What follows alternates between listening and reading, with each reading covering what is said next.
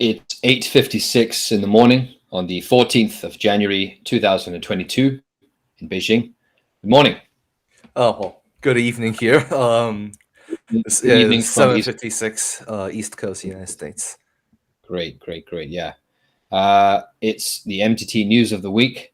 And this week, the name of our podcast, or I should say the stream, is Boris Johnson's Hypersonic Pig Heart. Yes. And you're going to have to figure out why we've called it that. And I'm sure if you watch, you'll figure it out. But the news and headlines we're covering this week from communist parties, as well as just general news, I'll give you the list. Obviously, we're going to be talking about Kazakhstan and the intervention that has pretty much just finished now, is wrapping up. We're going to be talking about North Korea's hypersonic missile that they've just tested, as well as the Ukraine situation, and talking about what that's coming to and what it really represents, historically speaking. A wonderful story we have about pig hearts, as well as cows wearing VR goggles, and what this means for class politics and class analysis. Are we seeing new classes? Interesting. Then we will be talking about Omicron and coronavirus, of course. We've decided to talk about in the middle of our show because we always start with that. So half of Europe will get Omicron, someone says, as well as the US military has been deployed to some hospitals in the US to help with coronavirus/Omicron. We will also be talking about Tianjin and Xi'an in China and some of the situations that have occurred with the methods to stop the virus in China. Also, we'll have some news about Deltacron, and I'll tell you up front, Deltacron is fake. We'll just reiterate that a bit later. For now. 8th, we'll be talking about Djokovic, the Serbian tennis player, and what he's gone through, what's happened to him as he's tried to enter Australia to play tennis. Number 9, Boris Johnson is in hot water. And also Prince Andrew. We'll be talking about both of these big high-profile members of the elite in the UK and what's happening to them and what has happened to them this week. And of course, we will finish with news from the communist parties around the world, different communist parties around the world. And there is a message from the People's Party, the Palestinian People's Party, which we would like to read in solidarity. So that's our plan for this session. I think we'll let you start then, Jin. Kazakhstan, the situation, what's happened? What's happened? I mean, it's a very complicated series of events, and the distorted nature of the news that's coming out of it doesn't help anyone in terms of making sense of the whole story.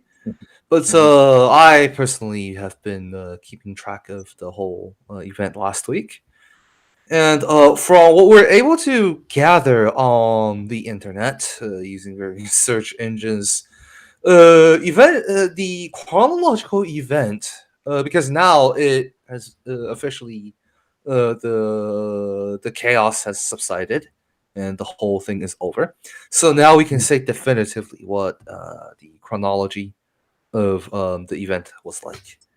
Sure. Which, of course, it first started with the rising gas prices and the protests that followed. Because from what I understand, again, none of us are from Kazakhstan or the region, but from what I can gather, because Kazakhstan is a resource exporting country and their resource is like fossil fuel, the people there are used to very cheap gas prices. So that was, of course, a contrast, right, for the local people. So that's why that happened. And so protests happened. And then we started seeing legitimate NGO-style beginnings of a color revolution that started to get involved. That was based on kind of quote-unquote leftist issues. And then it was this kind of temporary alliance, probably informal, was made between the forces of the political and military forces of the ex-president of Kazakhstan to amidst all the chaos, to refuse to kind of enforce riot control, etc., against the protests and just letting them run rampant. And then your Western, especially Ukrainian paramilitaries started getting involved, which turned this protest from, just like throwing rocks and kicking riot shields and stuff. It went straight to an armed rebellion with vehicles that has no license plates, handing out rifles and even sniper rifles and machine guns. And these people were clearly willing to open fire. And then, in cooperation with the forces of the ex-president that was present in the Kazakhstani military and police system, which refused to do anything about it, either just fled, disappeared, or something along the lines. And then it has gotten to the point where the country of Kazakhstan and its completely legitimate and legal presidents is on the borderline being overthrown, and the nation was about to enter a state of anarchy and a military dictatorship because remember, the former president, even though he retired from the title of president, is still the head of the military for some reason, which is tremendously undemocratic to begin with. And then, of course, the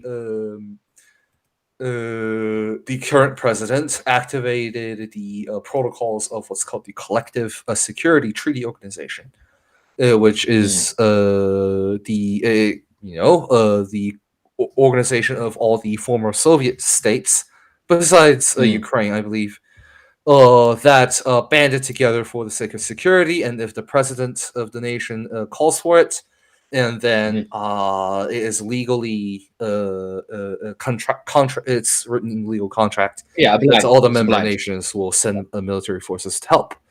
And of course, China also tried to play a helping role with economic and diplomatic support, but also said that the Shanghai Treaty Organization could be activated under the anti-terrorism clause. Which is the case because after the forces of the former president gotten involved in this and turned it into an armed rebellion, we started seeing what seemed like remnants of just ISIS, who decided that it would be a good idea to start beheading various police or military. And that's very symbolic of the kind of radical Islamic extremist movement, right? So we basically, but now, of course, with the involvement of the Russian and Belarusian troops, especially the Russian VDV, the famous paratrooper, who's gotten involved. All this is over now, and according to what we're seeing now, things have more or less returned to normal. Grocery stores have their stockpiles refilled again, and things are returning to normal, and so on and so forth. So, what does that tell us? Well, it tells us that the world is complicated, that reality is what is referred to as in Hegelian philosophy, a multi-chromatic dialectic. As think like a complex machine, right? With multiple little dialectical conflicts playing out at the same time, and then those become new parts that then plays with each other, right? And so you have to, when socialists analyze a situation, you have to take every single one of those things into account. You cannot just say, because, it's only this. Right, because class contradiction is primary, therefore there can only be class contradictions. And that's all there is until the end of the universe. No, that's not how that is. Say that, and we saw last week on the international from various workers' parties from across the world, and communist socialist parties from across the world, that many did have that kind of what Mao in his parts of the CPC back in the 30s called left-leaning dogmatism, Mm. or Mhm. just left-leaning adventurism. Mhm. It's that sense of you know, Yeah. only as soon as you see a trace of what you care about, which would be class oppression in this Yes. case, Yeah. you just leap and bite it without any kind of caution or nuance or care as to like what is the historical context, where are things coming out of, what is actually happening, who are friends, who are foes, who are just neutral, non-aligned Mhm. factions at the moment, and with basically no respect to reality. And Yeah. that's Yeah. something to be cautioned against, and it's a Absolutely. very good lesson that was displayed to us throughout this entire crisis. But now, Yeah. thankfully, Yeah. everything's over. So Yeah. Yeah. Yeah. I mean, that's uh, as you say. It's all over pretty much. The troops are already going back home. The yeah, Russian troops are being they're sent. gone as we speak. Yeah. Yes. So, uh, as you say, people choosing to see this through the lens that they want, whether you want to call it reductionism or whatever. Right. That's certainly something that I saw, is that you'd have the American perspective saying, look, it's Russian aggression. The Russians are stamping out and showing their authority in the area. Meanwhile, they were obliged to go because they were asked by Mhm. a partner, a regional partner, to go. They didn't send troops unilaterally, and also other nations also sent troops too. Right. So is Uzbekistan also invading Yeah. Kazakhstan? Um, Anyway, but there was that right. one side. There was an American angle to it, the imperialist angle to it. That Mhm. look at Russia, look at Russia. And as you say, you also had this, I suppose, more ultra or left focused, workers focused perspective. As we mentioned the KKE's statement on the matter, but yeah, sure, it's true. And also you have other sort of internet characters. I don't want to honor them by mentioning their names, but saying that, look, the workers are uprising. This is a proletariat uprising in Kazakhstan. Sure, the workers, the class of people, the majority were out in the streets protesting it. It was because of a gas price, and there is a corrupt elite running the country. Mhm. So yes, there's some element of truth to that. Yeah, but as you say, it's not just one or the other. And for me, to top it all off was when you did have the jihadist element. There's a particular right-wing newspaper in the UK called The Spectator, which is pretty, I suppose, anti-Islam or anti-Muslim, and Mhm. they obviously said this. Look, it's a jihadist uprising. And then, of course, you have Right. other people calling it the color revolution. The sort of Russian or Chinese Mhm. perspective was that it looked like the potential beginnings of a color revolution, which it very much could have. You can't rule out the. I mean, obviously, it's still very murky. Even in the words of the New York Times, it's still Right. very murky as to what was going on. And the final angle, which I think we'll just throw in here, is that I mean, the New York Times mentions that they think that there's signs of it being the elites fighting each other. And the main point of piece of evidence they've got for that is that their the head of Kazakhstan's intelligence agency said it had arrested Karim Masimov, who only early days earlier was the agency's leader. So the leader of their own intelligence agency internally was arrested on treason. So whether that's because it was treason or whether because it's an internal. That was probably true Well, I because, mean, to be fair, I mean it's not been quite clear because well, there's he could be arrested because he was having an internal power struggle. So I want to interject here Yeah, because yeah, it's go ahead. very abundantly clear that the intelligence agency did not do its job in terms Sure, of right. warning anyone or anything really about this massive upcoming event. Which Mhm. understand that these the color revolution elements of the NGOs at least that put on the initial protests Yeah, were very well organized, very well funded through cryptocurrency of all things, right. and funded through and trained, received support. A lot of it is through the Ukrainian outlet. government, right? So there's been footage of the protests turned riots in Afghanistan. Not Afghanistan. I apologize. Kazakhstan. Essentially, you would have this tactic of a group, a blob of 100 or so rioters, being led by a centurion, a 100-man leader of sorts, who always wears this kind of red hooded jacket with a cross highlighted tape on the back of the head. That has been seen in all the American staged color revolutions all across the world, including Hong Kong, including. So for a whole intelligence agency to fail on such elementary things that the URI could have found through just sifting through videos for all past riots, that's unbelievable. Okay, that understand that these people, these agencies came from former Soviet trained systems. They have their professional skills. There is no way on earth that these people are less competent than you or I, or anyone that's watching our audience. They should be more competent Right. than you are. Right. So if they are doing that kind of things, then it's intentional. Sure. So yeah, I do want to make a strong point on that at the very least. Okay. Yeah. I mean, it's not. I suppose the reasons they said for treason. I guess they haven't given the evidence as to specifics. Whether what I'm getting at is that was it treason because they failed to do their job?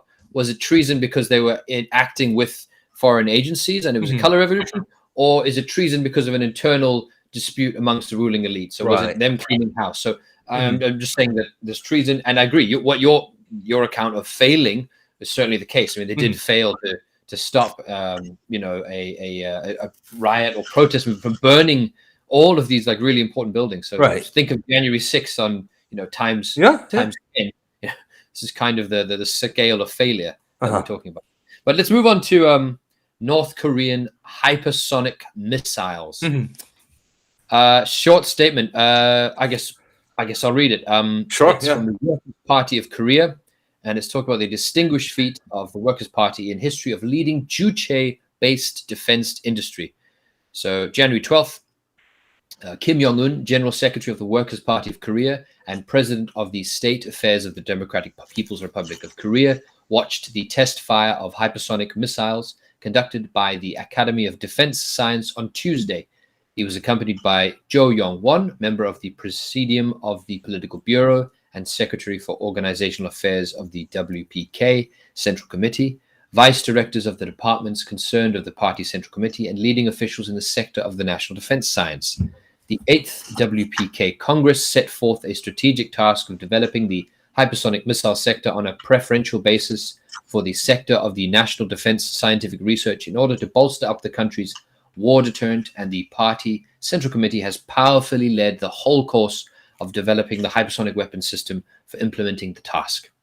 The respected comrade Kim Jong-un was briefed on the hypersonic missile weapon system by the president of the Academy of Defense Science before the test fire. The test fire was aimed at the final verification of overall technical specifications of the developed hypersonic weapon system. Toward daybreak, the Juche weapon, representing the power of the DPRK, roared to soar into the sky, brightening the dawn sky and leaving behind it a column of fire under the supervision of Kim Jong-un. After its release from the missile, the hypersonic glide vehicle made glide jump flight from 600 kilometers area before making a 240 kilometer corkscrew maneuvering from the initial launch azimuth to the target azimuth and hitting the set targets in waters 1,000 kilometers off. The superior maneuverability of the hypersonic glide vehicle was more strikingly verified through the final test fire. Kim Jong-un highly appreciated the practical achievements made by the scientists, technicians, and officials of the missile research sector and by the party organizations concerned that brought a great success in the field of developing hypersonic weapon, which is of the most important strategic significance in the 5 core tasks of the 5-year plan for building up the national defense capability set forth at the 8th WPK Congress. He gave special thanks on behalf of the Party Central Committee to them. Stressing the need to further accelerate the efforts to steadily build up the country's strategic military muscle, both in quality and quantity, and further modernize the army, Kim Jong-un encouraged the national defense scientific research sector to continuously make admirable successes in the historic sacred cause for remarkably increasing the war deterrent of the country, true to the party's strategic policy of national defense development and strategic guidelines. That day, he called the core members in the sector of hypersonic weapon research and development to the office building of the party central committee and warmly congratulated them. He had a photo session with them, expressing great expectation and conviction that they would help bolster the war deterrent of the country with their continued ultra-modern scientific research achievements for national defense and reliably guarantee the sovereignty and security of the state. Long statement, actually, but it's interesting that I think you mentioned this, Jen. A hypersonic missile is a very big piece of tech. It's a very, very big breakthrough. And am I correct in saying that the US does not have a hypersonic missile? Yes. Right. That's 100% correct. If we don't want to get too much into let's not get too much lost in the technicalities of weapons, but why this is a big deal is a hypersonic missile is so fast that it can hit, if coordinated and targeted correctly and all that stuff, can hit an aircraft carrier and take it out from very far away. It's so fast that the normal anti-missile deterrence cannot stop it. And this of the big aircraft carrier, the 8 aircraft carriers that the US have, or was it 10? I think it's 8. 10 to 11. 10 to 11, right. Depending on, right. Right. Obviously, operational 8, 10 probably, in total. But anyway, those things arguably would become like the useless wooden warships of, the mid-19th century, I should say, when, new technology made them obsolete. So you have these big, expensive, beautiful things, which with hypersonic technology might be kind of redundant. But that's why hypersonic technology. I want to mention a few things specifically. From a technical perspective, there's one additional thing, which is that hypersonics has the ability to change. It's not only faster, but it has the ability to change course. So that traditionally, how you intercept ballistic missiles, ballistic, the term is simply think when you throw something in the air. Is that if a thing has been thrown, then you can know like its whole trajectory by just observing how it's launched. And so then what you need to do to intercept it is just meet it at that point, and then you destroy it. That's what's meant by interception. But since this thing has the ability to change course, then when you try to hunt it down at one point, it's just going to turn away. So it not only allows it the ability to target moving targets because it can move, it also means that it is uninterceptable because it can change course and move. And the other benefit would, of course, be that it can. I won't get into this because it's a bit complicated, but it has the ability to increase its range given the same amount of rocket fuel. So the same rocket booster goes longer, cannot be intercepted, and is faster. And can hit moving targets. So obviously that's huge. The United States has failed miserably on this out of almost suspicious reasons. There was 3 tests for the U.S. Initial hypersonic missile program that was air-launched off of a B-52. And the first 2 times, it was a very elementary mistake. If the missile was dropped from the plane, but it was not able to be ignited. As in, it just went like a dumb bomb and fell flat onto the ground. That's what it did. And the third time, it was some other rudimentary mistake as well. So this really shows that it's about the conception, which leads to dedication and thoroughness and taking care in your work and taking pride in your work, and how much that affects technological advancements and just the performance of the society in general. A side that is only there to get the money and does not care for the public good, that is only selfish, that is only there to get paid by the hour, clearly is Yeah. not going to produce as solid work as somebody who is actually is like the ownership class of their society and Yes. feels pride in the collective progress of their people. Yeah. And no amount of money and resource disparity is going to fix that. So, Yeah. you know, this is the result. Yeah. That's it. That's it. I think that's all we need to say about it, really. That Yeah, yeah. I mean, it also makes sense if you are in the crosshairs of the United States. If you know empire is has been on your neck and breathing down your throat for all this time, and is constantly trying to undermine you and threatens to attack you, it makes sense to be ready and have weapons that are going to stop the empire from invading you, as they have in many places. So there's Yeah. a reason why Iraq and Syria and Libya were invaded, because they don't have the ability to defend themselves Yeah. When the substantially. United States accuse you of WMDs, weapons of mass destruction, you better actually have one. Yeah, you better. Yes. Yeah. But anyway, let's just do a quick one on Ukraine before we move on. I think it's just a comment. Yeah. Russia and Putin and Biden, or the negotiating teams, are meeting and discussing what the core of the problem is in terms of this Ukraine buildup, why the Russian troops are on the border, and why Ukraine is concerned, and why the US is concerned, and why NATO is concerned. And really at the core of it, just remember the Cuban Missile Crisis. Okay, so not that this is as dangerous or as bad as the Cuban Missile Crisis, but the reasoning or the rationale from the Western perspective on the Cuban Missile Crisis is that we don't want missiles right next to Florida. We don't want nuclear Soviet missiles right next to Florida. So if you think of that logic as being the reasoning for why the US was concerned about that, although not going to go into the broader politics, but at least just as a rationale basis, this is what Russia is concerned about. They're concerned about Ukraine becoming a NATO member and having US and NATO and perhaps even more missiles and whatever the weaponry right on their border, way closer than they've ever been, and technically now deep within former Soviet territory, pointing right at Moscow. So that's Putin's perspective on this. That's what's being discussed. And one of the big things, one of Putin's demands on the table is NATO. Ukraine can never be part of NATO. And that's what they're discussing. But we're not going to go into it now because no results have come this week, and they might come next week. We'll cover it next week. So that's enough on Ukraine. We have to get onto our big news here, which is world-changing, world-splitting. New classes are being born. Very big stuff. I mean, we're joking, but there's some truth to what we're joking about.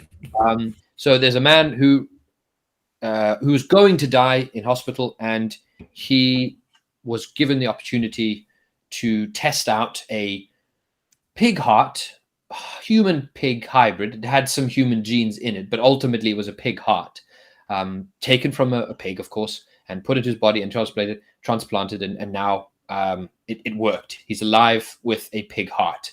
And of course, this has raised all sorts of discussion about if we consider that healthcare in the world, particularly in places like America, is a commodity that the wealthy have far more access over and better services to, whether it's the doctor or the service or the organs. I don't know.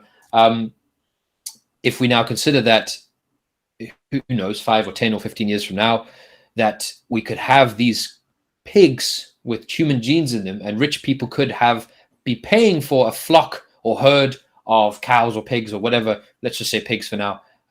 With organs waiting for them at any moment if they need them, whether it's a lung or a heart or a liver or whatever. That's a real possibility because of how the market works and because of how capitalism works. You could really have super rich people with just entirely replaced pig hybrid organs transplanted when they need them, which, and if we consider also the AI technology and robots that are being created right now and performing functions, as well as our other story about the cows, robolitarians and the bourgeoisie or the cyborgy, I don't know if you want to call them that. Who knows what kind of classes we have now. And also it's quite maybe quite poignant to think of all of that artwork about capitalist pigs running society and the pictures of them in their top hats. Now we might really have, let me just get the image up so I can sort of add some substance to this. But that image, the famous image of the capitalist pigs running society, this might very well become true when you got rich people with pig hearts running around. Just like this guy here. To take a look. So these are our new overlords, basically. Anyway. Well, I mean, obviously a bit of fun. What are your thoughts on that one, Jim? How many layers of irony are we talking about here? I mean, okay, first of all, there's the Chinese expression that of when somebody has lost their morals and conscience is what we call when pig oil has covered a person's heart. Oh, man. Well, you don't need lard anymore. You can produce that yourself from now on. Anyways, it only gets worse from here because the argument of course, this is tremendously philosophically interesting. There's the classic tale of the Theseus ship, right? Whenever a ship, there's this ship called Theseus that was in the ancient Greece that sailed around the Mediterranean, and supposedly they were swapping out parts continuously, right, in order to keep the ship sailing because wood was rotting or the sail had holes in it, so wood planks has to be replaced, sail had to be replaced, and then the sailors either needed to retire or just wanted another job, and it's done, and so they would dock at ports to let whoever wants to leave, and then they would recruit new sailor. And so it's gotten to the point where eventually every piece of fabric, every piece of wood, every piece of furniture, every sailor, every captain, even everyone has changed. But then do you still call it the ship Theseus? Is it still the same ship, or is it a different ship? Right. So in this case, obviously they are still the same consciousness, the same soul, if you will, because of the memory and of course their role in society. But then I'm sure, like, if any of our followers are religious, they would get a good chuckle out of it, because it's literally, these rich ultra elites, they are oftentimes worship some sort of nonsensical cult, right? In which they worship animals, but now they have become the animal. So that's yet another layer of irony. So, what are your thoughts? I mean, other things. I think we have to couple this with the other story too, which is the cows. So, just in case you're unaware, a Turkish farmer. So, we'll get the story up here. A Turkish farmer is testing out VR goggles, so virtual reality goggles, on cows to get more milk. So, the idea is that by putting on these VR goggles, the cows are happier. They feel they can see a field. They're walking around and they can be in a meadow, and therefore, because they're happier, because they're more relaxed, they produce more milk. And that's the rationale. So basically, though, as everyone has already identified across the world, we've created a cow matrix. So it's really, really quite terrifying. That film, The Matrix, where you have people, strapped up in the blue pill, the red pill, all that kind of stuff. We've created it for cows. So in theory, it's not happening right now, but with this, you have a battery farm full of cows in pens wearing goggles, and they think they're in a meadow, they think they're in a field. As Jen said earlier, perhaps you could put some Febreze, some grass smell, so they even feel like they get a fan blowing and get some air.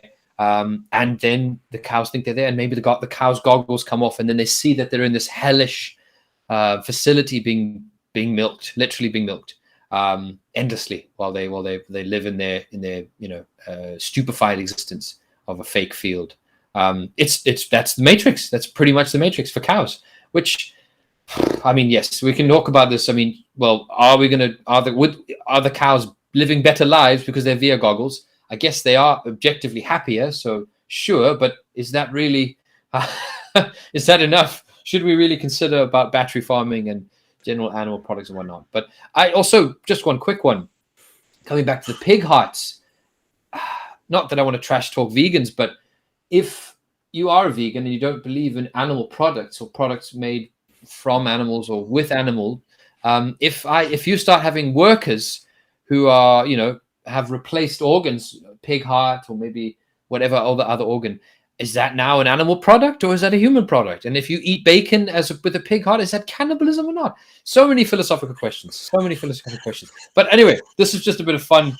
That's the cows wearing VR goggles, and that's the pig hearts for your news today. Let's move on to Omicron and COVID.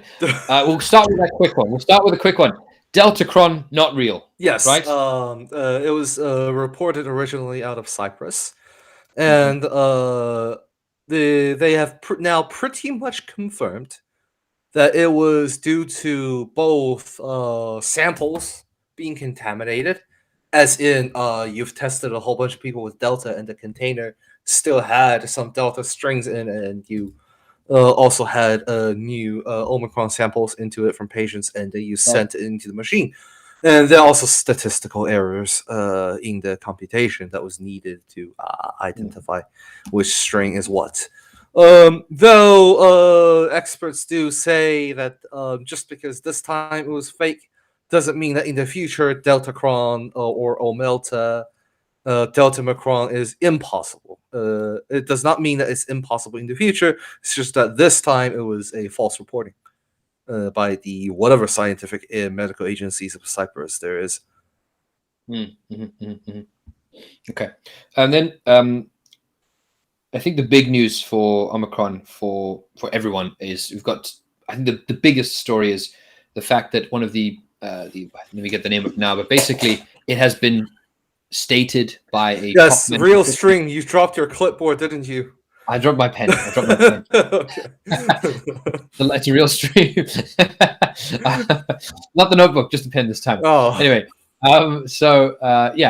a top medical official in Europe has said that basically just accepted that half of Europe will get Omicron. It's been stated that half of Europe will get Omicron.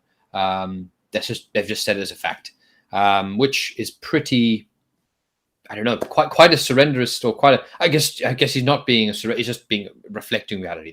That's what's going to happen because of the lack of measures in Europe. And the US, of course, just to give on the news on what's happened, because of the amount of surge in cases. So last week we reported that there was 1 million cases and then 1 million cases in one day each. So 2 million over 2 days in the US. Now the average sits at around 700,000 a day, which is huge. And obviously the healthcare system is being strained right now. And one of the things that we should note is that Biden has had to deploy troops. Soldiers are being deployed in the US to help in hospitals, in particular, sort of congested areas or places where there's a lot more cases and the hospitals are full. Troops are being deployed in the US. I think we should go into Tianjin and talk about that, though. So looking at, on the one side of the world, you have an acceptance that half of the population of Europe will get Omicron. You have troops being deployed to come to overburden hospitals in the US.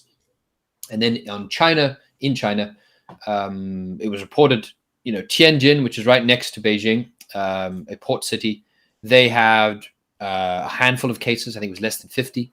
And they put the whole city in lockdown, and the entire city was tested. And that's not a joke. That's not hyperbole. The whole city was tested. Everyone was tested. So that kind of gives you that contrast of the methods, the approaches being taken by the Chinese and by the West in general. Although the second story we need to follow that one with is in Xi'an. They've also had their lockdown there for a few weeks now, and it's some pretty grim news. Obviously, people are taking the measures very seriously. The hospitals and security guards and whatnot are taking the measures very seriously to keep people in and to keep people out of the hospitals and to keep the measures in place. But this led to some pretty overzealous implementation by some doctors and health officials and more security personnel. But there's a pregnant woman who was going into labor, and because her test had failed in Xi'an, they refused her entry, and she had to wait for a few hours for her test results to come out. And she waited outside the hospital. It didn't help her, and she miscarried. And to be fair, Chinese netizens, as they often are referred to, I don't know why, were pretty outraged. So there's a lot of outrage about that. It seems that a lot of people were sacked, a lot of officials and people were scolded heavily for that. So a lot of people were fired, and perhaps more will come from that, maybe a conviction of some sort. But also another man too, also who's having a heart attack, was also denied entry to the hospital because they didn't want to spread the virus in the hospital. So the security officials, or the guards, they're not officials, they're security guards, didn't let him in, and he died too, which also pissed a lot of people off. But that's kind of some of the sort of realities of when you have a big thing going on like this. These things happen. But yeah, that's some of the news about this from China, from Tianjin and Xi'an. Yeah, I don't know if you have any other comments on Omicron and COVID for us. Well, I mean, I guess what can be said about all of this is that these are, as a system, especially when it's made of human beings, have tolerances of error. Mm-hmm, mm-hmm. And of course, this is our third year now into the pandemic. And so, of course, as a system is seeing more and more stress being applied onto it throughout a long period of time, this stuff is bound to happen. It's essentially what we now need to wait and see is whether or not all kinds of political systems over the world can adjust to and correct their mistakes, not just on like individual level, but on a kind of higher conception level. Because one of the worst things to happen in a bureaucratic system of any kind, no matter how small, is the fear of taking responsibilities. So if multiple kind of layers within an organization all said, nope, I'm not dealing with this. This is not going to be my fault. I don't want any blame for this. And then you kick the responsibility off to the next person, and they say the same thing, and the next, and the next, and this kind of stuff is bound to happen. So that's just inevitably what happens when you have organizations of big power that deals with lots of people. But at the same time, you need people to do it. Clearly, you need somebody to do it. You can't just say, because there is like a error rate of however many percentage rate. I mean, in this case, it's like 2 or 3 people out of a few million, but still. Yeah. And then, of course, not to make it not to be like point fingers or anything, but look at the West. I mean, ever since the beginning, it was just a complete horror show. Yeah, we've seen what there was this report of a 13-year-old kid in hospital on ventilator, and then because of the nurses were so tired, and then they were not hiring new nurses, and all the nurses and doctors are being underpaid. When they were doing stuff with his ventilator, they literally destroyed blood vessels in and around his lung, and then when his death was declared, blood splattered all over the hospital room. That was early 2020, I believe, in the United States. Yeah. So I mean, I'm sure like horror shows like this is still just an everyday occurrence here in the U.S. Yeah. So really is the only meaningful way to prevent this kind of tragedy, no matter where you are, is to acknowledge it, but also to find innovative ways, conceptually and from an automation perspective, find ways to systematically prevent and lower the chances of these kinds of things, right? and instead of just like resorting to kind of Gilgamesh level, an eye for an eye kind of thinking. Yeah. No, definitely. I mean, I think this goes nicely into our next story. We're comparing systems, comparing policies on the coronavirus and Omicron. We kind of need to talk about the inconsistencies and perhaps even just I don't know what to refer to it as, but specifically this story on Boris Johnson. So let's just go into that because it relates. Is that you've got Boris Johnson in the UK in 2020 was in lockdown.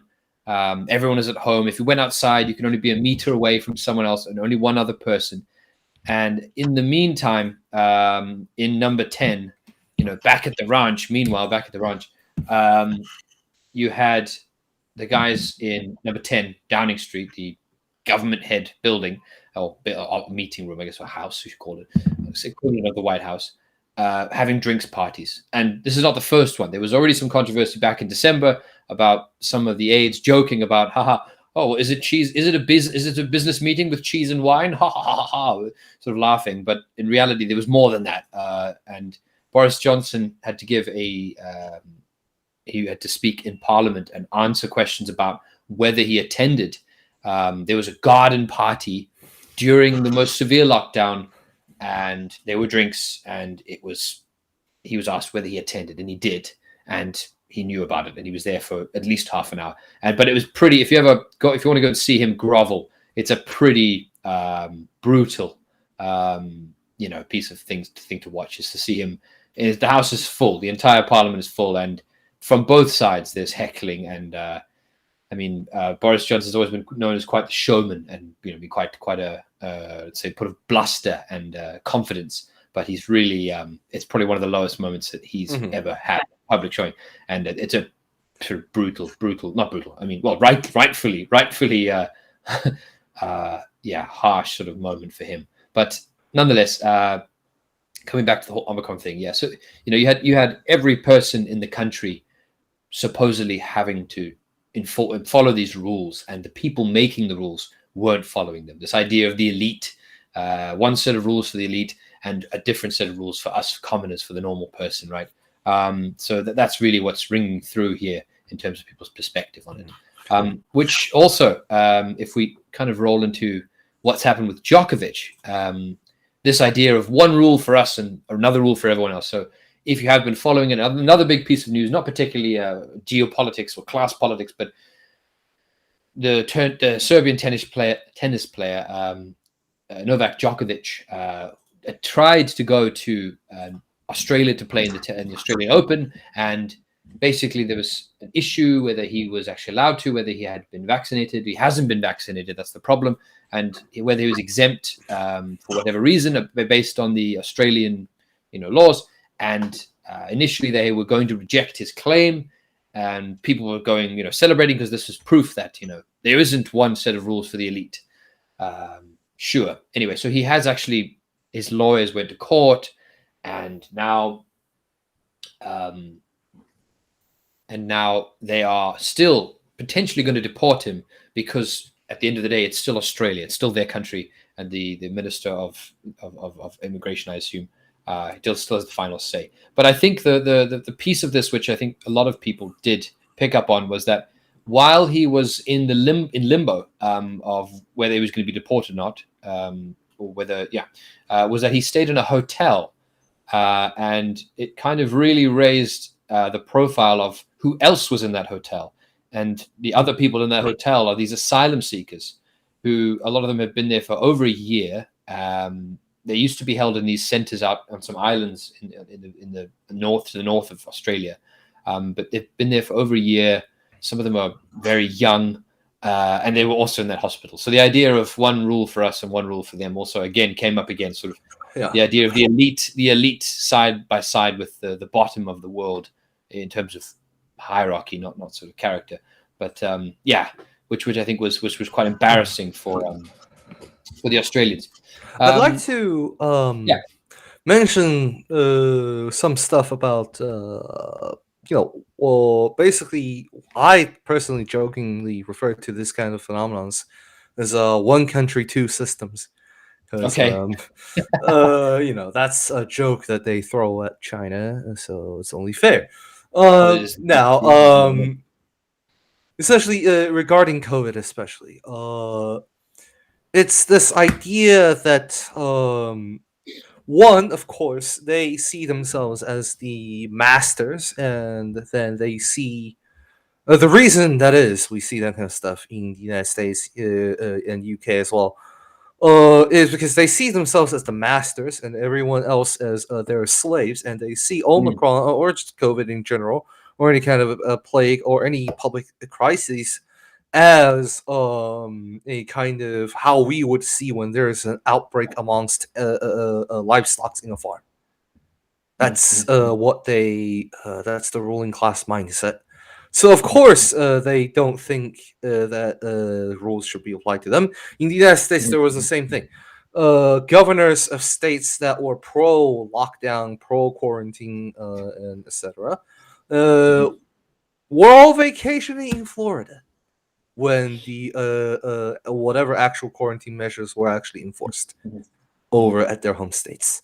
Yeah. It's such a kind of infamous thing now.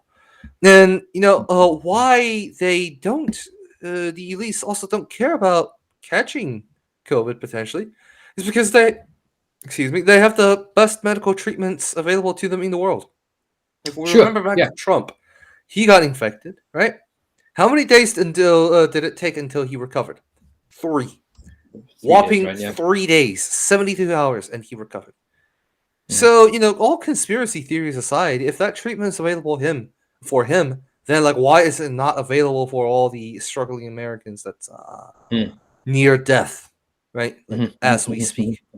So same thing applies for the UK. I mean, of course, the higher ups and the royalties and whoever gets knighted last week, we talked would get the best medical treatments of whatever royal college shenanigan magic they have, whereas everyone else just kind of will be told that go home, sleep, and get some chicken soup. That's the best you can do. Hot water. Right. Yeah. No, exactly. I think it's that's been the main thread there is the one set of rules for the elite and one set of rules for everyone else. And in terms of healthcare treatment, which also comes back to the pig hearts. Not that I want to bring that up again, but yes, 2 different systems. One final piece on the elite, though, before we go quickly onto the news from workers' parties, etc., is Prince Andrew. So Prince Andrew, as of 4 hours ago, this is actually quite big news in British news.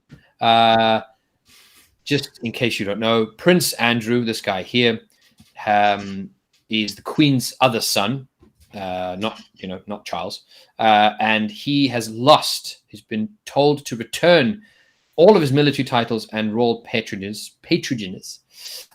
because I assume, because he's facing sexual assault claims in the US, and this is tied to Jeffrey Epstein and Ghislaine Maxwell and the sex ring, the underage woman, sort of underage girl, I should say, trafficking and sexual exploitation that Epstein was done for, and Ghislaine Maxwell is also now being done for, and he has been involved. This picture of him with a particularly young girl in the 90s, and this was organized by Ghislaine Maxwell, I believe, and Epstein in some sort of association.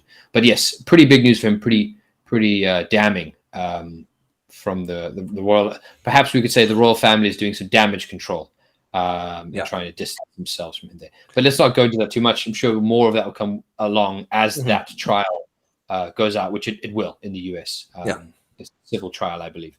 Nonetheless, final piece of news, which I think I just forgot to add something, Jim, which I'll have to surprise you with. Okay. Big news, actually. Well, it is big news. I think it's big news. We reported a few weeks ago about the first unionization of a Starbucks. Ah, yes. And there's been another one. So a second one has one representation. So these are the guys here. I'll show you in a second. It's a little Starbucks in Buffalo. Yes, in Buffalo, New York. Became the second unionized company on Starbucks in the United States. I'm not going to go into too many details here, but I know that there are a number of these unionization efforts taking place. So sure, this is the second one right now. I'm very sure there's one in Oregon too. So great job to the Starbucks Workers United. I think that's the union, is Workers United, if I'm not mistaken. Yes, Workers United, right?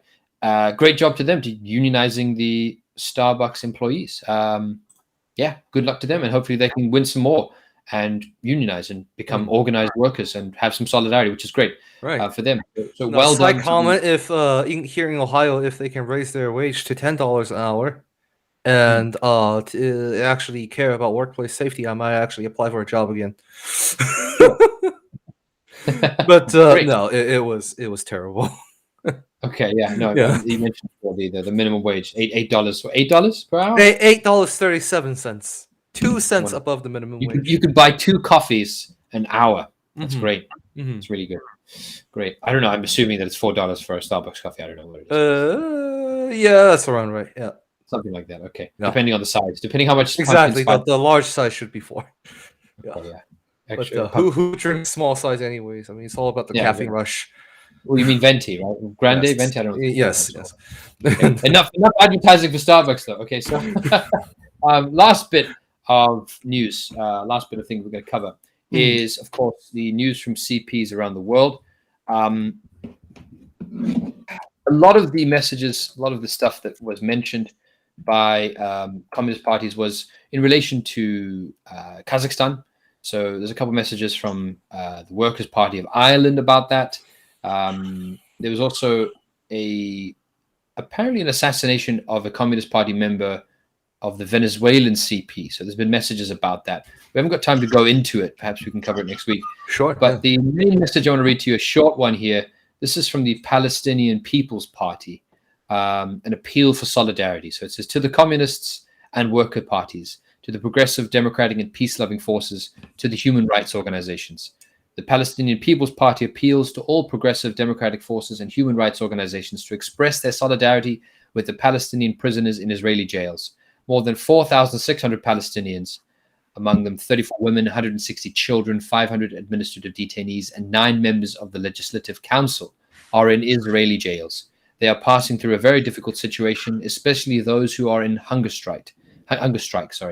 Hisham Abu Hawash was on hunger strike for 140 days, protesting against his illegal administrative detention, as many prisoners are in hunger strike. Nasser Abu Hamid is in a critical situation, and he can lose his life in Israeli jails at any time.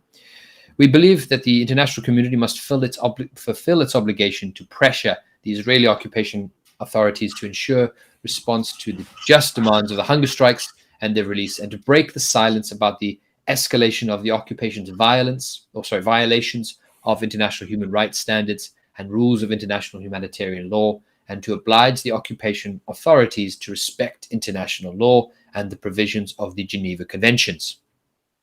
We appeal to all of you to express your solidarity with the prisoners, especially Nasser Abu Maid, who needs urgently to be transferred out of Israel for therapy, and to force Israel to stop violation of human rights and international law, and to release them. Long live international solidarity, the Palestinian People's Party International Relations Team. That's from Ramallah in the occupied West Bank. Yeah, I mean, they're not asking for much, right? We're asking them to follow international law and the provisions of the Geneva Conventions. That's how you know. Yeah, nothing like exceptional. Not even mentioning the land or a state. Anything like, just follow the Geneva Conventions, please. But to the imperialists, it's always the Geneva suggestion. So, yes, yeah, right. But that is the last story for today. Jen has some homework. He needs to watch Don't Look Up. I've already seen it, so we'll be talking a bit about that. What we think about Don't Look Up. So yeah, please. Join us next week, and if you are watching, please like, subscribe, and share. It's very important that we get some more subscribers and maybe some more patrons, so that we can pay for more news subscriptions, and we can share them with you. And you can just watch news in one place rather than having to read it all the time, like me and Jen do. So because YouTube hates us. If you look on our page, YouTube page, it does not even show how many subscribers we have. yes, And every video, every stream takes like at this point a full 24 hours until it gets turned and published into video. yeah, Just shows like how much the algorithm dislikes us. it's true. So help us like, subscribe, and share. Actually, please share this in any groups. If you are in any Discord groups or Facebook groups or any groups like that, please share it so that we can also get new viewers out there and perhaps get some guests on too. But yeah, thank you very much for joining us. It's been wonderful, and we'll see you next week. Bye-bye.